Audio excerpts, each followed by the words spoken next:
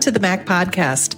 I'm Laurel Hansen, MACC's Program and Member Engagement Director, with another episode of MACC's Workforce Solutions podcast, brought to you by the Metropolitan Alliance of Connected Communities. Are you interested in checking out more of our podcasts and nonprofit workforce resources?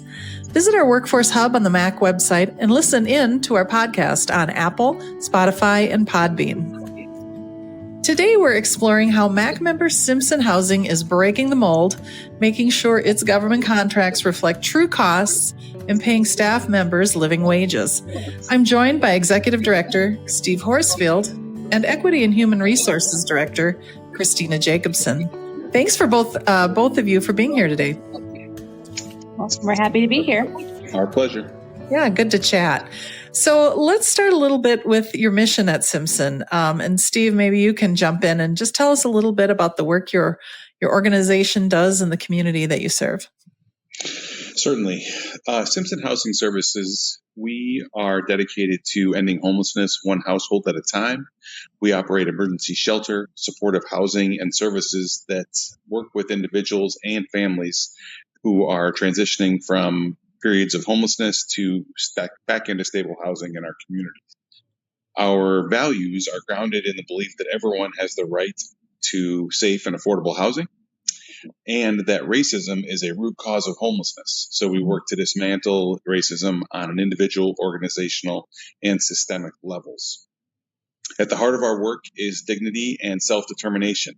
We are committed to meeting people where they are, recognizing their strengths, and walking alongside individuals experiencing homelessness as they build stability in their lives. That's amazing. I know big things are happening at Simpson.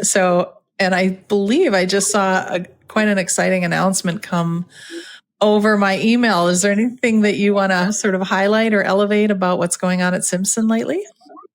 Yeah, of course.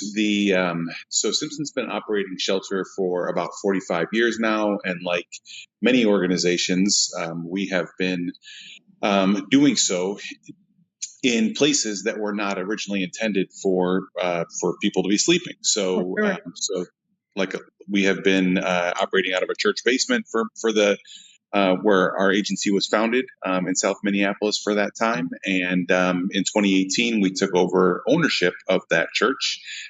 We ultimately made the decision to demolish that building.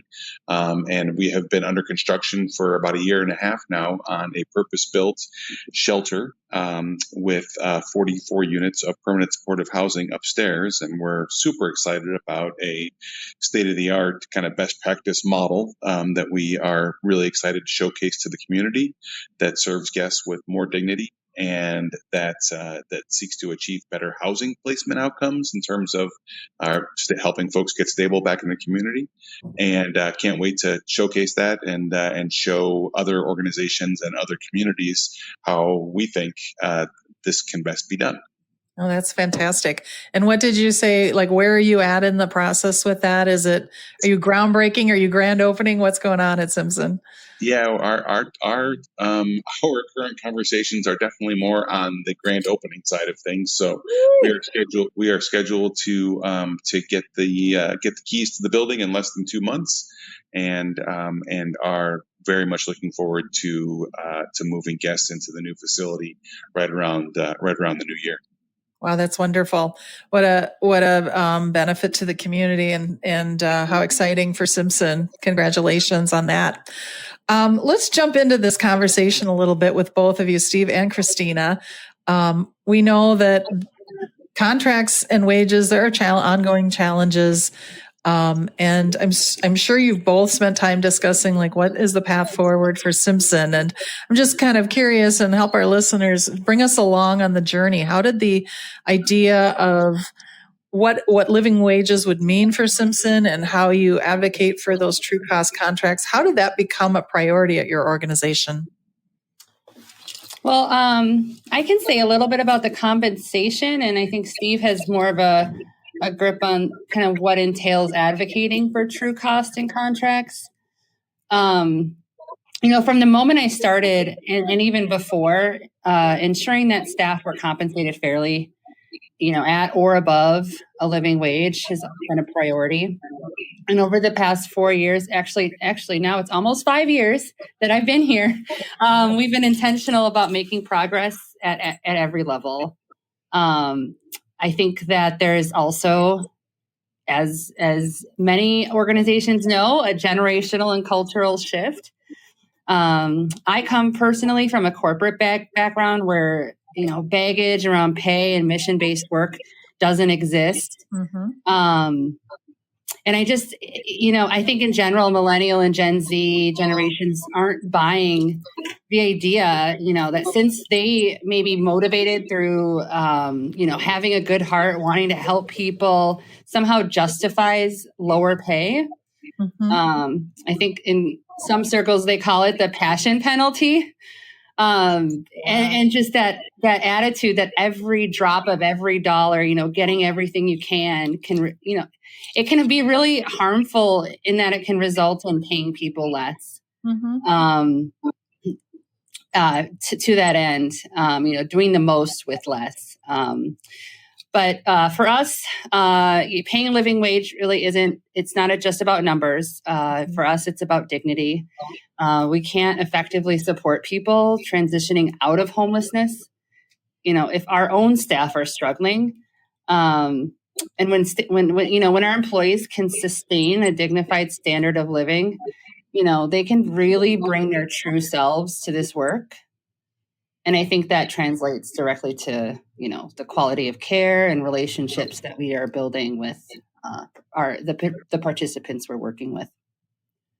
You're dropping some truth bombs here today, and I've never heard passion penalty, that phrase, and I think it works so significantly well in this situation. Yeah. How about on the contract side? Yeah, I think that so as we've been doing this work over the years, and we have been asking ourselves the question, each year at budget cycle, how do we push harder for either the entire organization, or maybe a group of employees within the organization? How do we push to the next level in terms of compensation levels? We have to find sources of funding for that, and one of those places is frankly getting accurate and appropriate compensation levels on our contracts for the work that we do. Mm-hmm. That same penalty that we talk about, that same concept of it's the right thing to do, and because it's the right thing to do, you should care about it, and maybe you're willing to do it for a little bit less, is not only organizational, it's also institutional. There was, when I came into nonprofit work more than 20 years ago now, out of corporate environment, and I was I was kind of shocked to come to realize that we were, in general, nonprofit organizations were oftentimes paying 10, 20 cents on the dollar in order to operate under contract with local governments, and the fact of the matter is that nonprofits really are the subcontractor to counties and cities and states to administer direct service programs in lots of ways, and it's really not sustainable for us to have to raise money to kind of pay our portion of that. That's not how it should be. So as we started to look for ways to bring wage levels up, we started having very real conversations each year with contract managers, with our partners at these key government organizations, at the counties, at the state level, and at the local level, and started pushing harder to say, this is what the actual cost of the work looks like. This is what it costs us to get people to come to work and compete against health care organizations and other organizations for high quality staff, and frankly, also to compete with you, quote unquote, as we saw some of our staff over time going to some of these funding organizations at government agencies, and so by having these real conversations, we've been able to steadily increase what it looks like to get reimbursement for doing the work itself and for the administration of that work. It's one thing to do the case management work or to operate the shelter bed. It's another thing entirely, and there's real costs associated with doing human resource work at a professional level, doing the accounting and the finance and everything else that we have to do to support those functions. So true. I think it's interesting that these funding partners maybe don't always see that relationship as subcontractors and understanding what it really takes. And it takes organizations like Simpson to make it a reality that it's understandable. So you've talked a little bit about true costs and what that means for your organization. Why is that so? And you talk about sustainability. Why is it so vital to sustainability? Help us lift the lid a little bit on this issue for our sector. Well, I mean, I think that's the true costs. Really, we're talking about the full actual expense of not only doing the work, but also administering the work.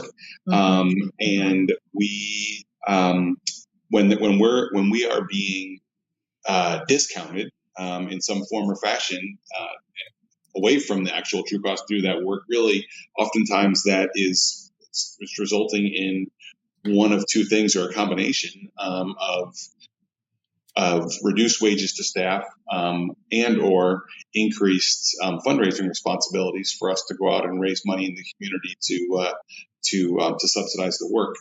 Yeah, right. We also, the nature of the work that we do as a housing organization, another metric that we're looking at is what is an actual housing wage in the communities where we serve, and it is not cheap to live in Minneapolis, which is both why we have to do some of the work that we do in terms of rents, pricing people out of housing, and ultimately being part of the destabilization that leads people to be seeking our programs. But it's also incumbent upon us to make sure that we are compensating staff at a level that they can afford to live in the communities where we work. Yeah, it's kind of it would be kind of an unfortunate circle to be creating life issues for our staff just because because of our contracts not being able to fund them for that, what you call that housing wage. It's a little bit of a I don't know. It doesn't make any sense, right? It's illogical. So let's get into some specifics. And at Simpson, I know you've talked about setting a $22 an hour minimum wage, and I'm sure a lot has gone into your own sustainability and your own contracts and considering that and what that means. But it really does seem like a bold and concrete commitment. We are hearing other organizations are kind of going alongside you in this work.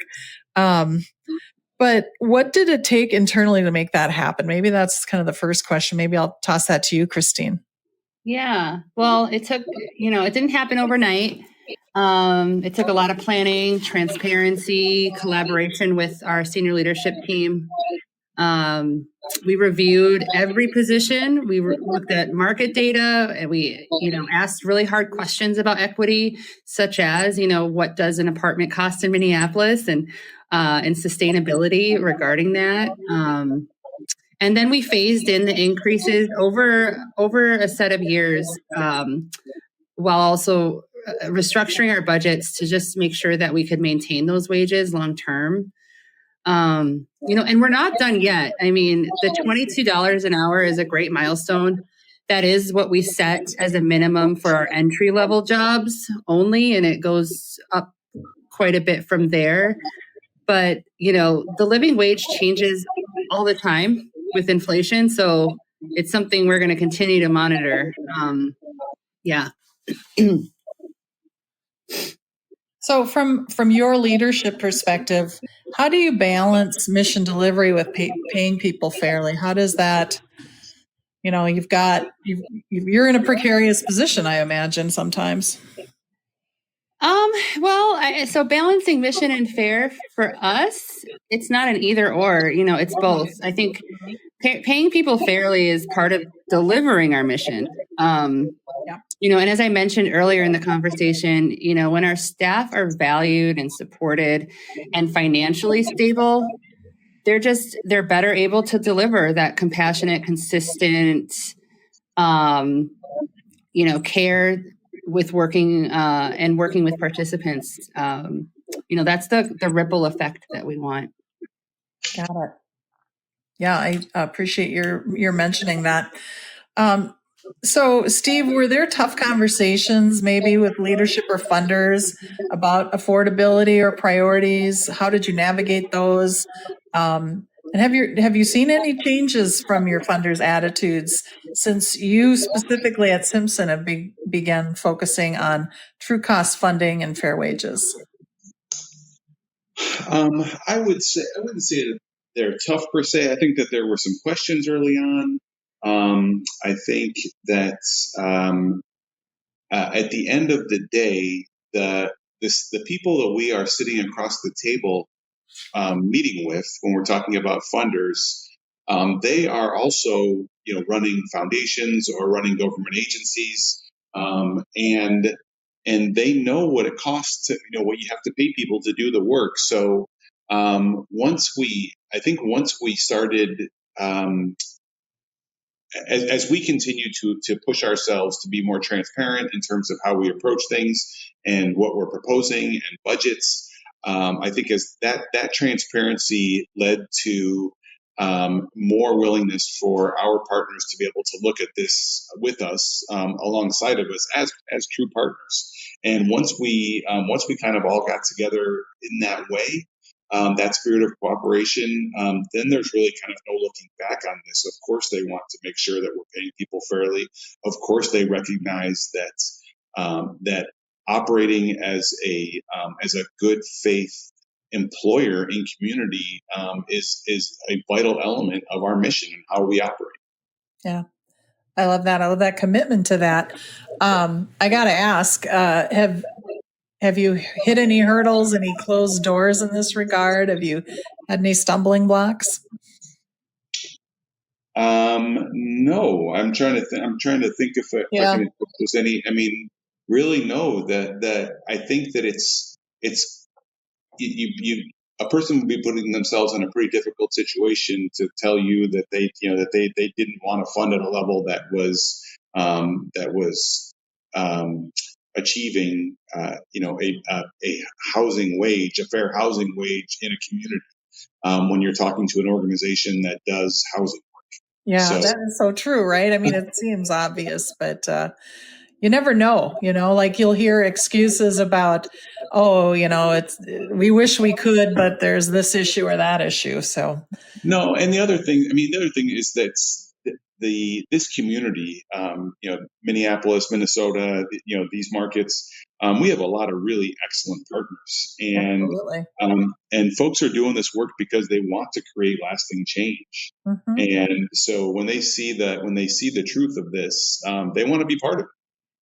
Yeah. Of course, it's exciting to see, like, based on your commitment to this, kind of what outcomes are you seeing? And I'm just wondering, and Christina, maybe jump in here. Have you, since you've moved in these directions, what changes have you seen in terms of staff morale, retention, recruitment, or maybe even is it trickling down into your program quality? Oh, I think so. I think the difference has really been remarkable. When we started to notice this change, we were all kind of coming out of COVID, kind of bleary-eyed and weary. So I don't know how much can be attributed to that, but overall, over the past few years, we've just seen stronger and stronger retention. I think we cut our turnover rate more than half. I think it went down drastically, and we've seen more qualified applicants too as of late. But more than that, I think staff know now. We're walking the talk. We're willing to make these hard choices to back up our values. And I think they feel respected. I think they're feeling more financially secure. We have, we have a retirement match that's, 90% of our staff are contributing. So, with that, they stay longer. We have affordable health care. They're growing with the organization. And that, I think, is bringing more stability to our programs and participants. And we are seeing that in outcomes. So, yeah, I think it is trickling down. Oh, fantastic to hear that. How about you, Steve? Have you seen anything in your organization that you're so pleased to see as an outcome? Oh, so we do a regular series of all staff meetings, and my favorite part of those all staff meetings is when we are celebrating anniversaries. And with everything that Christina was just talking about, tenure continues to improve and expand and increase. And celebrating people that are here for 10 years, for 13 years, and even longer in many cases, is just it's super gratifying. And at the end of the day, we know that the approach at Simpson to doing this work well is being in relationship, and so building stronger, longer relationship with staff positions them to be able to do the same with participants in our programs. That's wonderful. Christina, from an equity standpoint, how do you make sure that your funding proposals and contracts really do reflect fair compensation principles, and where does it go from here? I think we embed equity in every stage of budgeting and contract development. That means, examining pay scales for bias, ensuring parity across similar roles, and advocating for those rates to reflect the skills and emotional labor, actually, that this work requires. I think we also bring an anti-racist lens to funding discussions. Historically, as we know, undervaluing this care work has roots in systemic inequities, especially for women, especially for people of color. And so when we advocate for fair pay, we're not just improving HR practices, we're really advancing equity across the sector. Mm-hmm. Do you feel like this is probably a question for both of you. Do you feel like you're where you're looking to get to? Are you part of the way there? Are you all the way there? I'm kind of wondering, like, what's next in terms of making this really work for Simpson and for your team there? We're on the right path for sure. Steve, you tell me where you think we are on that. Yeah, we are. I would say we are part of the way there. Mm-hmm. I think that some of this really kind of bleeds into how we function as an institution in our community as well.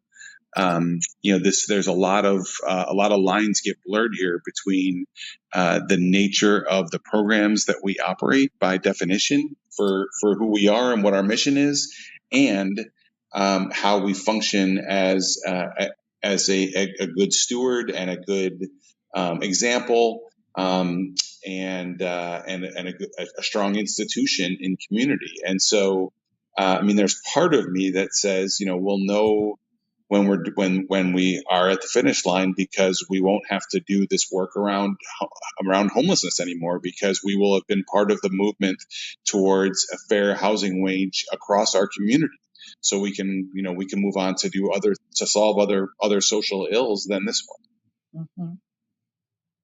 Yeah, that makes a lot of sense, and I kind of get a feeling too that you're maybe ahead of the game in this process. I don't know. I don't want to make any assumptions, but are there some words of advice, or what would you tell other nonprofits who are listening, who who feel like maybe they can't afford to push back and maybe in more ways than one, what would you tell them? Like, what is a good small first step that an organization can take towards funding true costs? Because I don't think everybody's there yet. Yeah, I think that this notion of kind of starting by just naming the truth. One thing that every nonprofit does, whether they're conscious of it or not, is that they are making strategic decisions on how they utilize unrestricted funds, and we are all making those choices. Hopefully carefully, hopefully with a long view, but sometimes just day in, day out, making ends meet. Start there. Where is the organization choosing to deploy its resources that are unrestricted, and tell that story? And is that the story that you want to tell? And does that align with the mission of the organization? Begin there and start pushing out from there. And then also bear in mind that there is this whole other element besides just carrying out the actual work of the programs and the mission per se, but also about being a strong partner in community. For Simpson, one of the things that we've been pushed to do is, if we're going to center anti-racism as part of our work, then we should probably also do that in all of the ways, including who do we select for vendors when it comes to contracts, when it comes to getting work done in community. Are there BIPOC organizations that we can lift up through those kinds of relationships? So getting these things out there,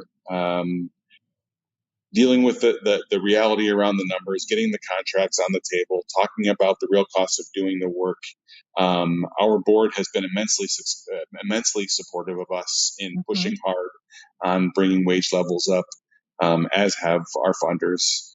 And everyone, is kind of rallied around the truth and the essence of some of what we're doing here. Yeah, and I'll just add that, for those who are embarking on this, small steps matter. So, I would start by doing, your own internal analysis and look at, okay, what does it actually cost to pay your staff fairly and run your programs well?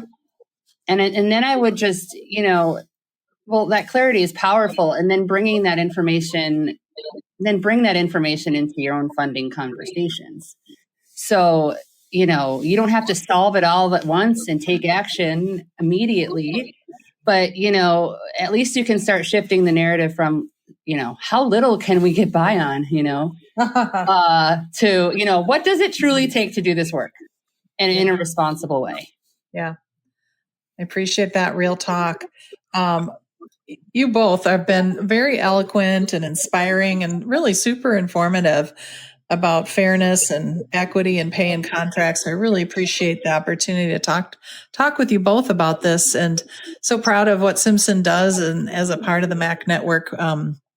This is really important leadership that you're demonstrating. So thanks for taking the time today to have this conversation. It's been a terrific conversation with Steve Horsfield and Christina Jacobson from Simpson Housing. I'd like to thank them. I'd like to thank all of you for listening. And I'd also like to thank our sponsor for the work of the Workforce Podcast, the Ameriprise Foundation. Of course, listeners, we appreciate you. Don't miss MACC's monthly podcast episodes. Find us wherever you listen to podcasts on Apple, Spotify, and Podbean. Or you can also find our episodes directly on the MACC website and in our Workforce Digest. So if you have a great idea for a podcast guest, reach out to me. Otherwise, I just want to say thanks. Have a great day and be well. Goodbye.